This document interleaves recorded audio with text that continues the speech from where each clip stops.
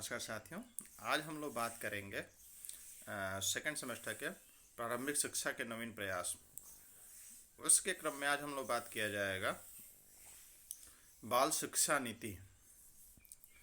बाल शिक्षा नीति यानी इसके अगर हम बात करेंगे तो 1947 यानी जब देश अपना स्वतंत्र हुआ तो सबसे बड़ी समस्या ये थी कि जो आने वाली पीढ़ी है इसको कैसे सुधारा जाए। सुधारने का अगर हम लोग बात की जाए तो समस्या ये भारत के सामने सबसे बड़ी थी कि इन बच्चों को यानी जो नई पीढ़ी है उनको कैसे पढ़ाया जाए, कैसे उनका लालन पालन किया जाए। बहुत सी समस्याएं ऐसी थी जो सुदूर एरिया में कुपोषण के बच्चे शिकार हो रहे थे, कहीं पे सामाजिक समायोजन उनका नहीं हो पा रहा था, फिजिकल डेवलपमेंट प्रॉपर नहीं हो पा रहा था, और हम लोग कह लें कि मेंटल डेवलपमेंट भी अच्छे से नहीं हो पा रहा था। यानी शिक्षा की व्यवस्था भी इनके लिए पर्याप्त रूप में नहीं थी। तो ऐसे में ये किसकी जिम्मेदारी है कि इसको पूरा कराया जाए। तो 1947 में जब आपका देश स्वतंत्र हुआ, अपना देश स्वतंत्र हुआ, तो उस समय ये बाल शिक्षा नीति बना कि क्या किसकी जिम्मेदारी है।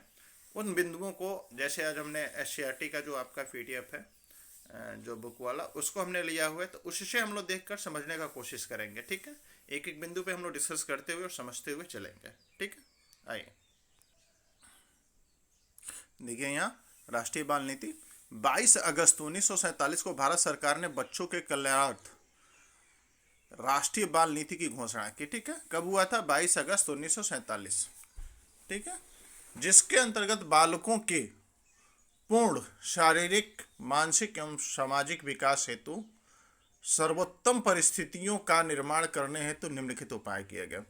यह किस लिए किया गया था? बालकों के पूर्ण शारीरिक एवं सामाजिक, मानसिक जो परिस्थितियां हैं, यानी उस समय की परिस्थितियों के लिए एक बड़ी समस्या थी। आज जैसे जो परिस्थितियां आज भी इस तरह के हैं कि कुपोषण के बच्चे शिकार होने लगे, कम परसेंटेज में हो रहे हैं। आज भी सामाजिक समायोजन की समस्या है बच्चों में, कम सी हो गई है। लेकिन उस समय न तो हमारे पास विद्यालय थे, ना ही उतना संसाधन थे हमारे पास, न लोगों में उतनी जागरूकता थी, चूंकि बहुत सालों से हम गुलाम होते आ रहे थे, है ना। तो आज हम लोग इस पर देखें, जो पहला इसमें बिंदु है क्या है, इनके लिए क्या उपाय किए गए। बालक के जन्म से पूर्व तथा उसके बाद के विकास की पर्याप्त सेवाएं प्रदान करना राज्य का प्रमुख दायित्व होगा। आप लोग देख रहे होंगे आज जैसे आंगनबाड़ी है या और कुछ ऐसा है, यानी बच्चा जब गर्भावस्था में होता है तभी से उसको इंजेक्शन वगैरह जो भी इस तरह से टीके हैं वो फ्री में लगते हैं माँ को। यानी जन्म से पूर्व भी उसको जो भी टीके हैं माँ को लगते हैं।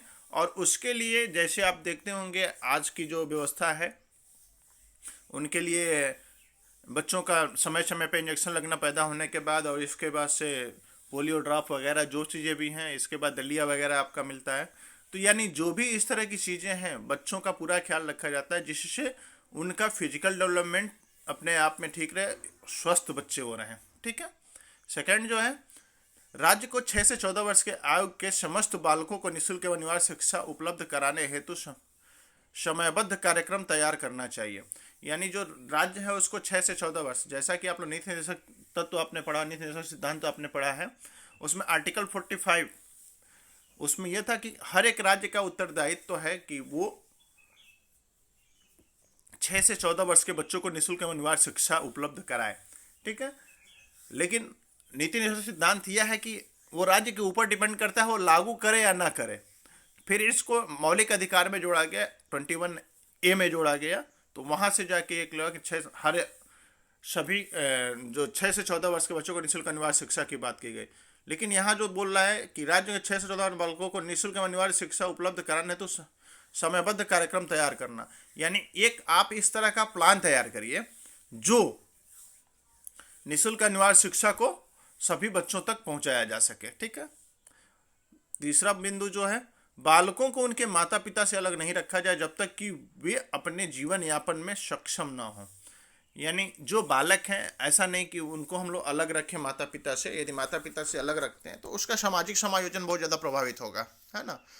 तो उनको उनके पास रखा जाए जब तक वो जीवन यापन करने लायक ना हो, यानी जब तक वो बड़े ना हो जाए तब तक उनको बाहर अपने से दूर ना रखा जाए, यानी माता पिता अपने से दूर ना रखें। राज्य द्वारा बालकों के पोषक तत्वों के अभाव को दूर करने के लिए पोषाहार कार्यक्रम चलाया जाए। बिल्कुल, जैसे मैं शुरू से बता रहा हूँ कि बच्चों में समस्या यानी फिजिकल डेवलपमेंट को लेके बहुत ज़्यादा समस्या थी। यानी उनको खाने पीने की चीज़ें जो पर्याप्त मात्रा में यानी जो पोषक तत्व हैं, जिस अवस्था में जिस हिसाब से पोषक तत्व मिलने चाहिए वो नहीं मिल पा रहे थे। तो उनका फिजिकल डेवलपमेंट पूरी तरह से प्रभावित हो रहा था। यानी कुपोषण में होना या इस तरह की कोई चीज़ें होना बहुत समस्या थी। तो उसके लिए राज्य सरकारें जो हैं पोषाहार कार्यक्रम चलाएं इस तरह के, जिससे सभी उससे लाभान्वित हों और भारत में ये समस्या न रह जाए। ठीक है। नेक्स्ट जो है, जो बालक औपचारिक शिक्षा से लाभ उठाने में सक्षम नहीं होते हैं, राज्य को उन्हें शिक्षा देने के लिए अन्य तरीके उपलब्ध कराए जाने चाहिए। यानी औपचारिक शिक्षा यानी जैसे आप विद्यालय में जाते हो पढ़ते हो, यानी एक आपका पाठ्यक्रम फिक्स, एक आपका क्लास फिक्स, उसी तरह का सारा सिस्टम है। तो ये औपचारिक शिक्षा यानी जैसे आज अभी आप पढ़ रहे हो। ठीक है। तो अगर इस तरह की अगर शिक्षा नहीं उपलब्ध हो पा रहा है उन बच्चों को, तो कुछ अलग से व्यवस्था, जैसे आपने सुना होगा प्रौढ़ शिक्षा, या आपने कभी इवनिंग क्लास का सुना होगा, है ना। तो इस तरह की जो चीज़ें क्या है, ये इस तरह की योजना यानी जो बच्चे नहीं पढ़ पा रहे उनके लिए ये तरीके उपलब्ध कराएगा। जैसे माँ बाप चले गए जॉब पे, तो घर में छोटा बच्चा है तो उसी को संभालने में बच्चा लगा, पढ़ने का मौका नहीं मिला। जब माँ बाप आए तो इसके बाद इवनिंग क्लास चलता था उस समय। तो इस तरह की योजनाएं बहुत सी चली जिससे सभी बच्चे पढ़ सकें। राज्य द्वारा 14 वर्ष से कम आयु के किसी भी बच्चे को जोखिमपूर्ण उत्पादक कार्यों में लगने की अनुमति नहीं दी जा सकती। यानी 14 वर्ष से कम के बच्चे हैं, जैसे बाल श्रम आपने सुना होगा, तो यानी जो 14 वर्ष से कम बच्चे हैं उनको इस तरह के कार्यों में नहीं ढकेला जाए, जिससे उनका हम कह सकते हैं physical development, mental development, social development सारा प्रभावित होगा अगर इस तरह का होता है। चूँकि उसका ये पढ़ने का, खेलने का, और सही चीज़ें खाने पीने की, तो अगर ये अभी से वो काम में लग जा रहा है तो ये समस्या हो जाएगी, जिससे उसका ये सारा डेवलपमेंट प्रभावित होगा। नेक्स्ट जो है, प्रतिभा संपन्न बच्चों का पता लगाने, प्रोत्साहन देने एवं सहायतापूर्ण उत्पादक कार्य में लगने की अनुमति नहीं दी जा सकती। प्रतिभा संपन्न बच्चों का पता लगाने, प्रोत्साहन देने एवं सहायता देने के लिए राज्य को विशेष कार्यक्रम संचालित करना चाहिए। बिल्कुल, जो गिफ्टेड चिल्ड्रेन है, यानी जो प्रतिभा संपन्न बालक हैं या क्रिएटिव स्टूडेंट हैं, यानी प्रतिभा संपन्न का यानी हम कह सकते हैं जिनका IQ लेवल 120 प्लस होता है, उसको हम लोग प्रतिभाशाली बालक के श्रेणी में रखते हैं। ठीक है। तो यानी जो बच्चा इस तरह का है उसको हम लोग ढूंढा जाए, उसको हम लोग इस तरह की सहायता दें कि यानी वो देश के बढ़ाने में वो आगे आए, यानी वो इस तरह का उसको हम लोग माहौल दें कि वो और अच्छा उसको समझ सके, अच्छे से सीख सके और उसको आगे और वो बढ़ाए। ठीक है।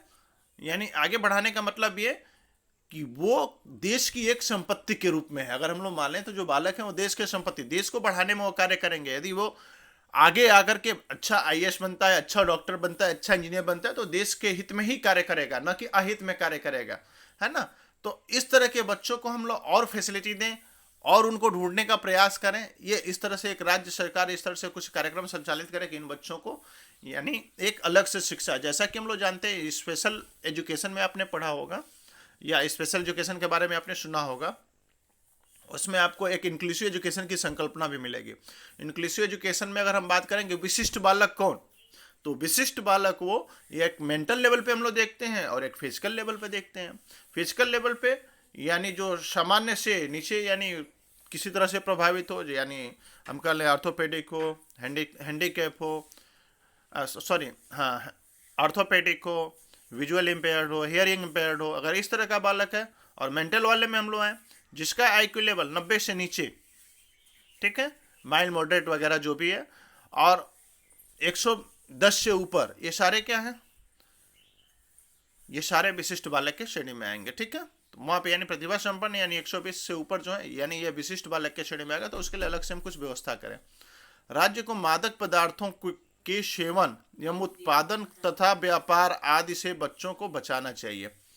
राज्य को मादक पदार्थों के सेवन एवं उत्पादन तथा व्यापार आदि से बच्चों को बचाना चाहिए। यानी राज्य जो है इस तरह के बच्चे अगर मादक पदार्थ खा रहे हैं कोई, या उत्पादन तथा व्यापार आदि से बच्चे जो हैं यानी कुछ इस तरह का अक्सर हम लोग देखते हैं कृषि में दुकानों पे या बर्तन साफ करते हुए आपने देखा होगा बच्चे लग जाते होंगे, या व्यापार में लग जा रहे, तो इन चीज़ों से राज्य सरकार जो है बचाने का कार्य करे। विद्यालयों में शारीरिक शिक्षा, खेलकूद, वैज्ञानिक एवं सामाजिक गतिविधियों को प्रोत्साहन देना चाहिए। विद्यालयों में जो है फिजिकल डेवलपमेंट, अगर हम लोग बच्चे के सर्वांगीण विकास की बात करें तो उसमें उसका फिजिकल डेवलपमेंट के यानी फिजिकल एजुकेशन की यानी शारीरिक शिक्षा की बात होनी चाहिए, खेलकूद यानी प्रॉपर होना चाहिए, वैज्ञानिक एवं सामाजिक गतिविधियों को प्रोत्साहन देना चाहिए। यानी इस तरह से जो सोशल कल्चर है उनको हम लोग कराएं, यानी पाठ्यशालागामी क्रिया उनके अंतर्गत कराएं। बहुत सी सामाजिक गतिविधियां हैं जो कराएं, बच्चे समाज के बारे में समझ सकें। यानी खेल कूद होगा तो बच्चे फिजिकल डेवलपमेंट उनका अच्छा होगा, है ना। शिक्षा को अच्छे से शिक्षा को ऐसे जीवन को तैयार करने वाली होनी चाहिए जिससे बच्चे में समझ, शांति एवं सहिष्णुता की भावना का विकास हो सके। बिल्कुल, शिक्षा कैसा होना चाहिए, आज भी हम लोग मानते हैं शिक्षा ऐसा हो जो जीवन को तैयार करे, न कि उस व्यक्ति को ऐसा तैयार कर दे जो एक मशीन हो। उसमें सारे वो वैल्यू होने चाहिए, मोरल वैल्यू हो, सोशल वैल्यू हो, हाँ, ये इन तरह के वैल्यू सारे होने चाहिए उस व्यक्ति में, ना कि वो एक मशीन के जैसा कोई बस जितना निर्देश उतना चले, ऐसा कुछ नहीं। ठीक है, जिससे बच्चों में समझ और शांति एवं सहिष्णुता की भावना, यानी देश के प्रति, लोगों के प्रति एक अच्छी समझ हो, शांति हो और सहिष्णुता की भावना उसमें विकसित हो। ठीक है, थैंक यू।